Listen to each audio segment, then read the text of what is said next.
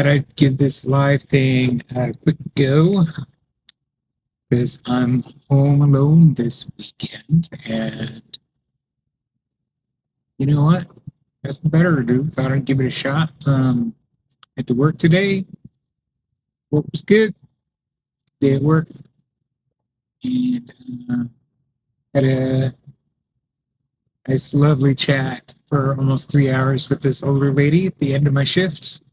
2 hours past the end of my shift, but that's okay. So I thought I would just come out here.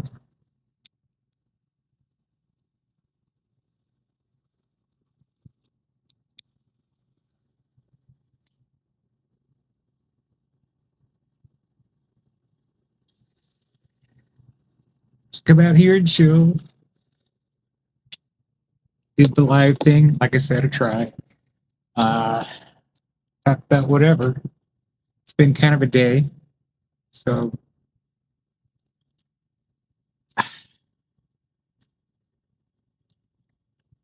yeah, I thought I'd see how everybody's doing. It's Friday night. Not as young as I used to be, so it's not exactly like party kind of day. In case you didn't know, I just turned 48 this year, so at age 48, the things that you find joy in are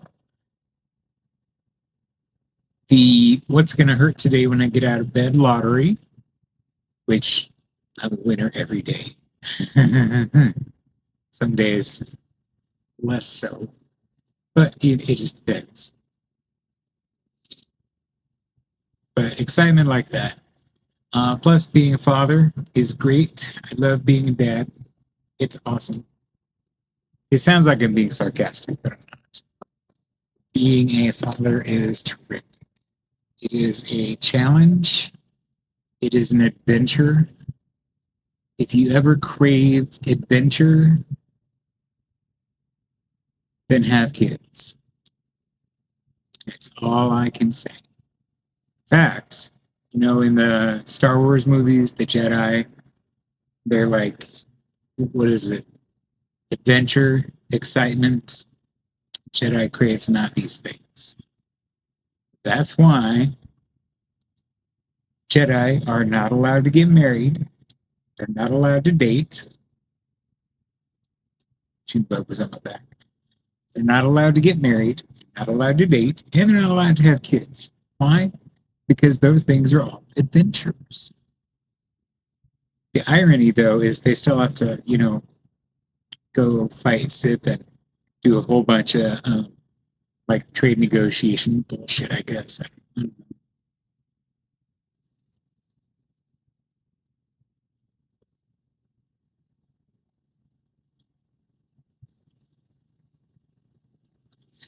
I could never figure out exactly what it was they're supposed to do.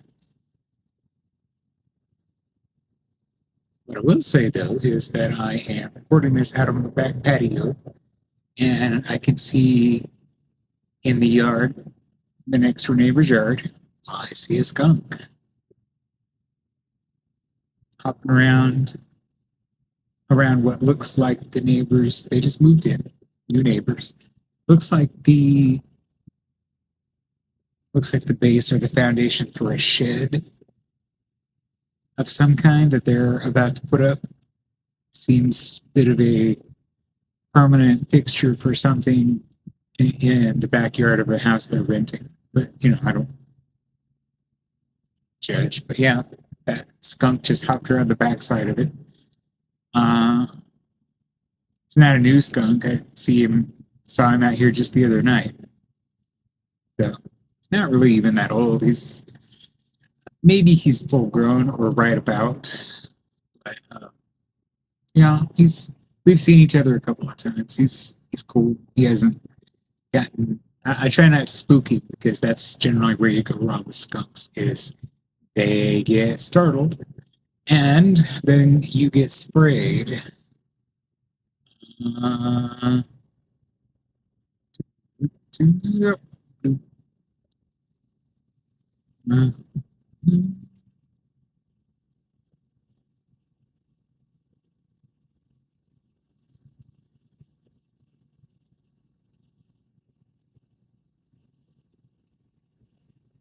We're going to do a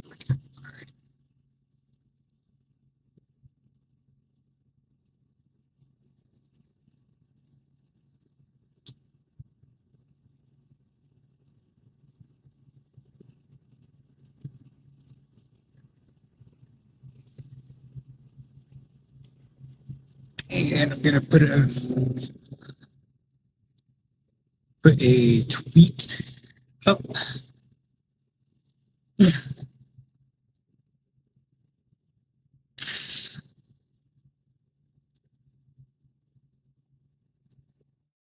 Okay. But you know what? For now, it's just me. I have no friends or followers in here today.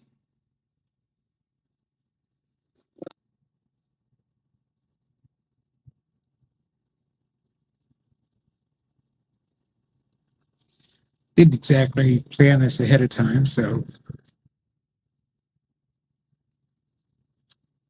I just kind of figured, what the hell? While I am a guy who enjoys having a plan, that doesn't mean I always have to have a plan. Sometimes I plan to have a plan, and sometimes I don't plan anything. So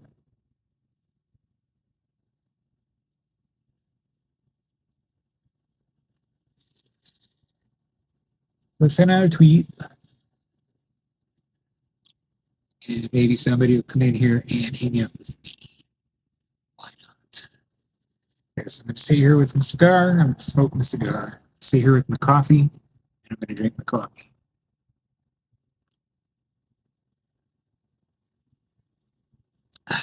This is I get this mug for Christmas. Actually, see that? It is the molecule for caffeine, which is also the substance that my blood is based on. Other humans, their hemoglobin is based on iron. If you're a Star Trek fan, Vulcan's hemoglobin is based on copper. But mine's based on caffeine.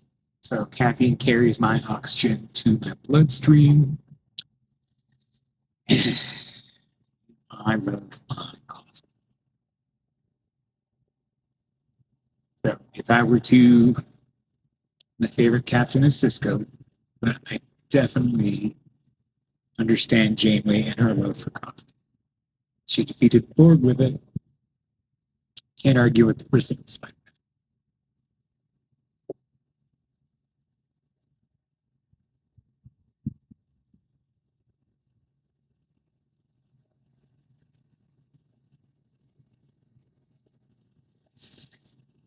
I see these lives on TikTok. I don't know why they turn up in my feed here the past few days, but I scroll into a live and I see somebody sitting there. They all seem to be living so far. And it's a whole bunch of staring at the screen and people in the chat, I guess, sending them hearts or something. I don't know if they get something out of that or it's like, oh, thanks for the heart. You. Thanks for the heart. You. Thanks for the heart. Sorry, I'm trying to point to you. Thanks for the extra heart. It's like, what the fuck are you doing?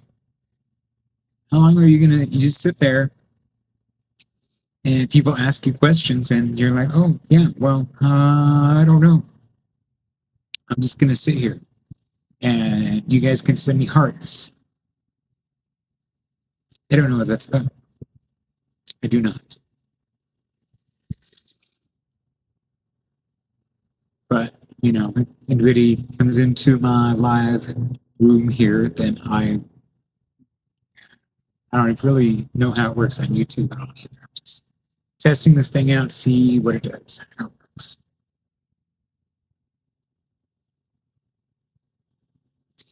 Did have something on my mind. I guess we can talk about that. Just edit this thing and do a video later. So 5 years ago today, Talley was in the NICU. She had just had surgery for ROP, which is essentially because she was premature. The blood vessels in her retina were not growing out correctly, which was going to possibly affect her peripheral vision. It was possibly, if untreated, going to cause her retinas to detach, even possibly lead to being blind. So the doctor had to do surgery, and basically he lasered off the blood vessels so they would stop expanding outward. And it's not exactly an uncommon surgery, especially in preemies. But for Talley, though, she's had issues at the beginning, especially with breathing, because her lungs were not fully developed when she was born. She was born 15 weeks early. If you're not sure or didn't know. So, needless to say, this would have been almost 2 months. Excuse me. She would have been almost 2 months old at this point. So, they had to intubate her, of course, to put her under, which is always risky, but especially her lungs were underdeveloped. They still give her problems sometimes, but it took her some time to get off the oxygen. And she was still on oxygen at the time, but she was not intubated. She was still on like a breathing mask, some such, and whatever. Needless to say, anytime you intubate, especially a preemie like she was, you're running the risk of causing problems when you try and take the tube. And essentially what happened to her is they had some issues with the sedative they gave her, and she tried to crash. And she had to be intubated again. And every time they tried to take the tube out to wean her down from the oxygen, she would start to crash. So they had to keep her intubated for a few days again. And let me tell you, there's nothing scarier than hearing those alarms go off for your almost 2-month-old premature daughter, who is tiny, tiny, tiny, tiny.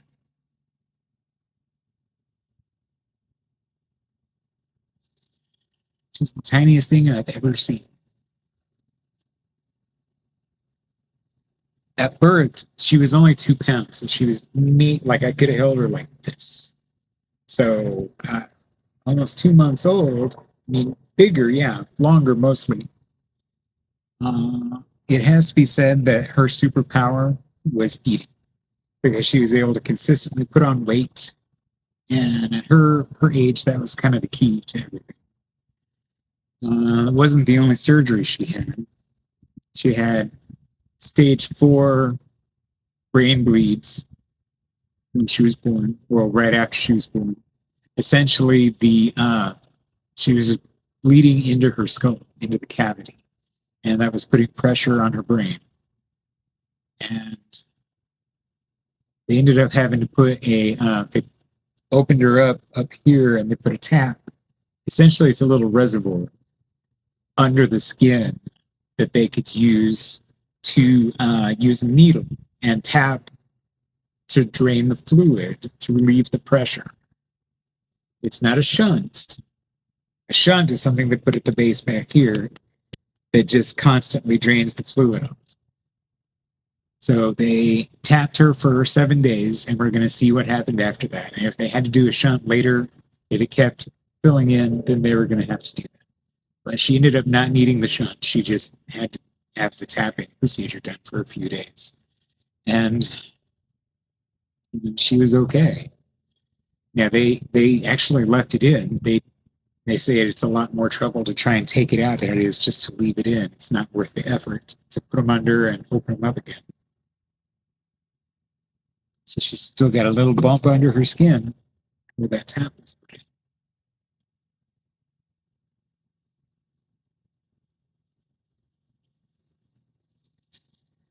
So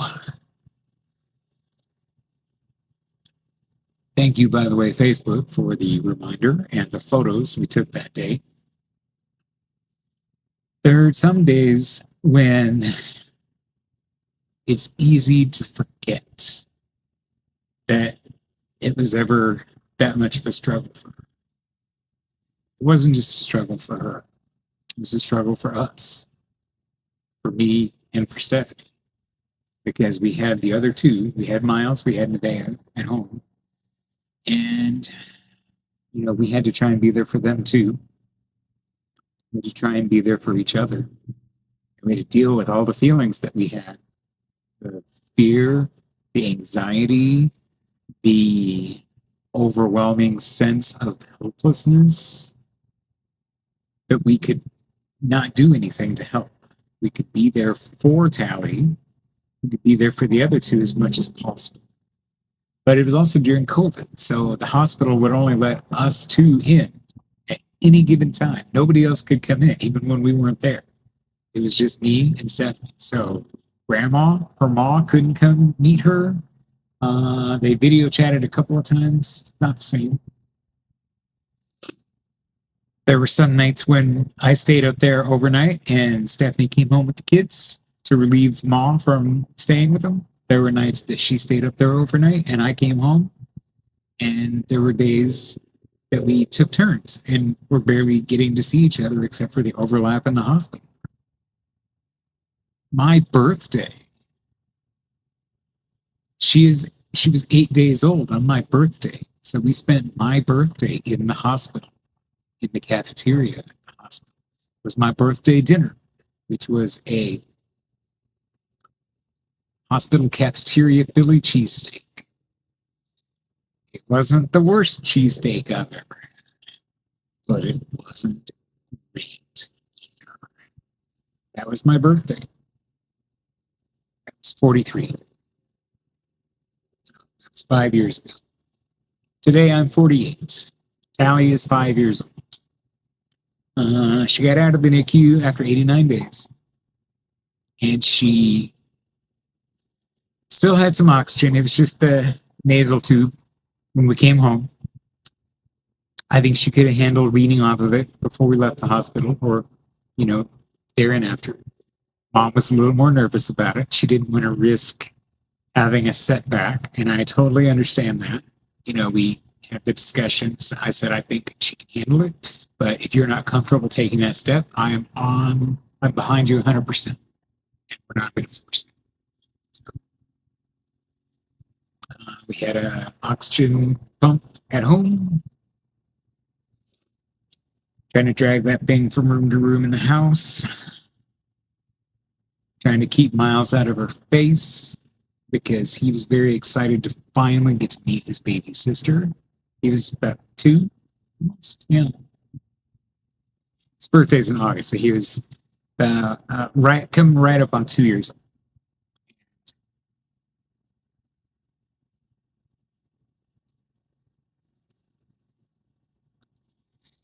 Today was about 10. She's a May birthday too, so she was 10. And yeah, we made it work. And I guess that's really where the seeds of emotional honesty came from. Because with everything that we went through, I'm not trying to say we're like super special or anything like that, but a situation like that, a scenario like that, can put a lot of strain on a relationship as well. And, we knew that going in. We didn't want to let it, degrade our relationship, take its toll on us. Excuse me. I told Stephanie, it's like, we've got each other. That's all we have in this life and the next. It's each other. We can make it through this, no matter what. But we have to stay on the same page. Here's the thing people don't get about relationships. It's okay to not always be on the same page. It happens. The point is that you have to have that discussion. Oh, look, somebody's in here. Shocking. um, Hey, what's up? Whoever came in, how's it going? But, if you discover you're not on the same page, it's like when you're at work and you have like quality stuff and they're like evaluating your calls and whatnot. You have to, everybody has to calibrate to be on the same page. Oh, they left. Guess they weren't interested in some deep conversations because I'm amateur therapist. But people forget it's okay to recalibrate. You don't just stay on the same page naturally. That's not how it works. You have to stop and say, well, here's what's going on. Here's what I think. Here's how I feel. What do you think? How do you feel? And once that's out in the open,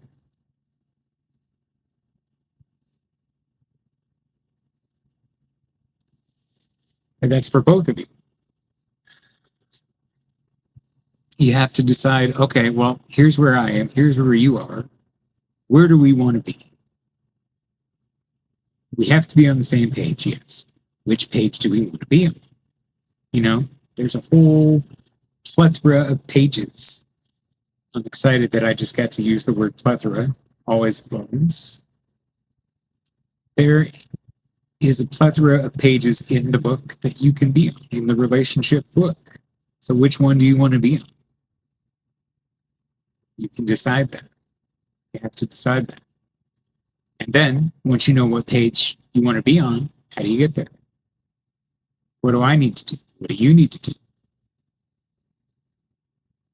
This is the normal maintenance stuff that goes into a relationship. And, we made it through by being open, by being honest. We prayed together.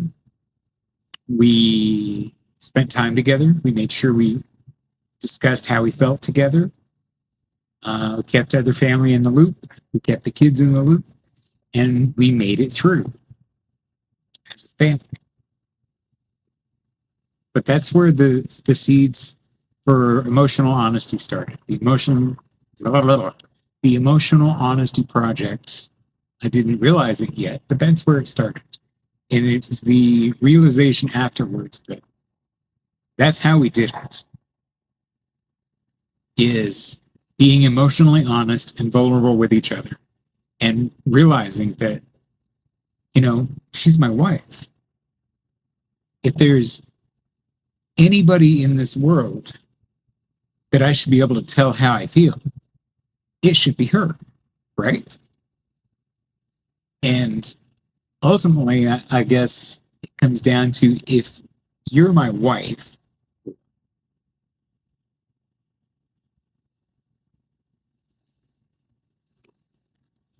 as my wife, if I can't tell you how I feel honestly without fear of your reaction or your judgment, then why am I married to you? Why would I want to be married to somebody that I can't tell how I feel?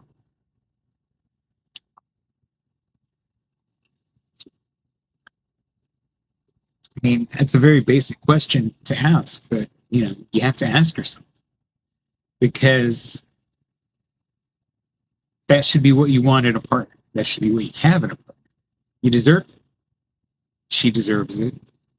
I deserve it. Well, maybe I don't deserve it, but I don't know. It just depends on who you ask, I guess. But it's, at that point, you just have to evaluate. It's like, am I married to somebody who I can do that with? Can I be open and honest with this person that I've chosen to spend my life with? And if the answer is no, then you have two choices. You can do something about it.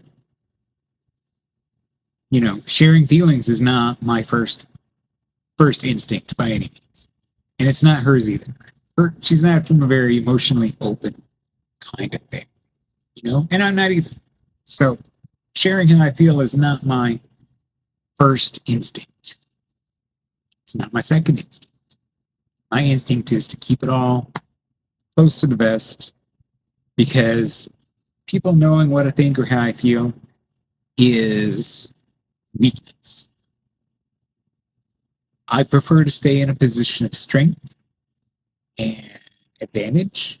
And position of strength and advantage for me is knowing more than the other guy, knowing more than everybody else in the room. How I feel is my wild card. It's my ace in the hole. And if anybody knows what it is, then that's a disadvantage for me. That's how I think. It's still how I think.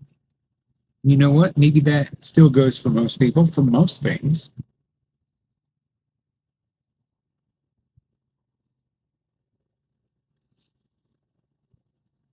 Knowledge is power. And I prefer to be the guy that collects all the knowledge I can and, uses it if I need to.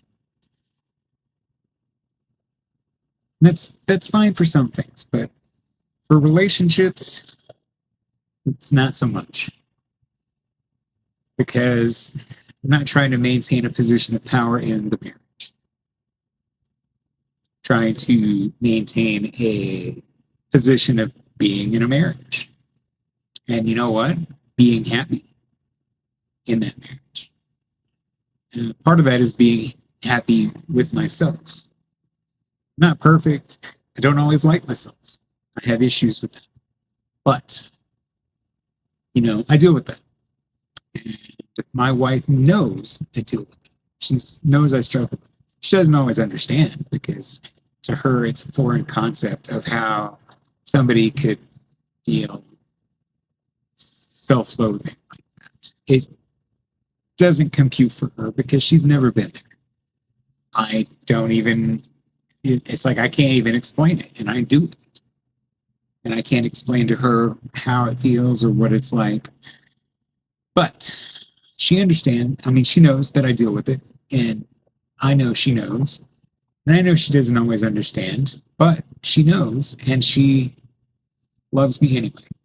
And every day she chooses to love me. For some God-known reason, she does.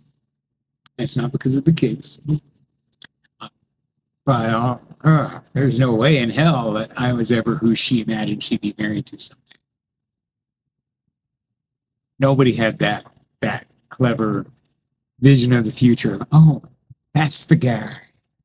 That's going to be the guy of my dreams. But, I may not have been the guy of dreams, but I am the guy for her. And she's the woman for me. Because, part of it is because we are capable of making those choices to be honest with each other, to be open with each other. And it's honestly not as hard as I always felt it would be. It's not as hard as it always was. It's still hard. But other people I've talked to who have gotten married, honestly, one girl that works up at Talley's physical therapy office, I chat with her in the office. She just got married a few months ago, like last year. And one day, it's like, hey, how's married life going? Everything good? Yeah. And, I told her, I was like, it's amazing after bad relationship, whatnot, when you find the right one, it's amazing how easy it actually becomes. And she's like, yeah, it really is. One of my buddies from high school, I've known for like 30 years-ish. He said the same thing. I was like, it's amazing how easy, honestly, it becomes when it's the right person. And when you have matured enough to make those realizations and to make those choices, and the other person is in the same place. It's amazing, isn't it? It's like, it feels stupid. Like, how did I miss this all these years? I don't know. But that's where we are. So it's kind of evolved over time. the emotional honesty. And that's where we are now. The emotional honesty project was born. Honestly, it was born kind of as a joke. Hey, wouldn't it be cool if I could wear a T-shirt that warned everybody, "Hey, I'm having a bipolar day or something. Stay out of the way." And I was like, "Wait a second." So here we are. Felt like recording. I just decided I was going to do it live, and just thinking about Talley and thinking about all the emotional roller coaster ups and downs that we've had over the years, not just with her, but with everything. You know, life's complicated. So I just wanted to kind of hop in and test out this live thing and just kind of get some of that off my chest. Gonna post this on the page anyway, so if you didn't hop in here and check it out, that's okay. We may do some more of these in the future. I don't know. Get the Patreon still, the grounds crew over there, and try and come up with some really cool discussions, get some deep thoughts going. Again, not just with your partners, but you know, learning almost like group therapy. Really, it's not, but it's like, you know, let's be honest with each other, and we can hash some things out and maybe become a wax philosophical a bit. You know, we can all do that. And hey, let's figure some stuff out together. I don't pretend to have all the answers. I pretend to know what I'm doing. Just kind of struggling forward. It's like falling forward. You know, I make mistakes, keep moving forward. And oh, there's a wolf spider. Same one I saw yesterday that was covered with babies. But you know, we all fall, we all trip, we all stumble. So that's why I say, and when you fall, if you fall, try to fall forward. Okay. So, hey, if you like any of what you hear, subscribe to the page, subscribe to my channel. Check us out on Patreon. Share the video with your friends. Check out some of the other videos. Try and put some interesting stuff up. Just whatever's in my brain at the time. Check out the website for some mood merch. Emotional support gear. It's the name of the store, mymoodgear.com. So go check it out. This is one of my shirts, the amateur therapist shirt. Just crazy stuff. I got some mugs, some hats, some emotionally themed coffee. Depending on what mood you're in, you pair wine with food. Why not pair coffee with your mood? Weird idea, sure. But you know what? I'm a coffee guy, so I thought I'd give it a shot. What the hell, right? This isn't it. I'm out. This is, sorry. Don't judge me. Okay. But yeah, that's all I got tonight. So, hey, thanks for watching. If you watch this later, thanks to the one person who popped in for about a minute earlier and then ran screaming away. Sorry, I scared you away. It's the space. Sorry, I'm not better looking. So, like I said, keep the faith, be honest, do your best. We're all in this together. You need somebody to talk to, hey, hit me up on the Patreon or on here, whatever. Patreon's all free. There's no paid tiers. We don't roll like that. Not in it for the profit. It's all about the helping each other. Rising tide lifts all ships, right? And we're all we got. So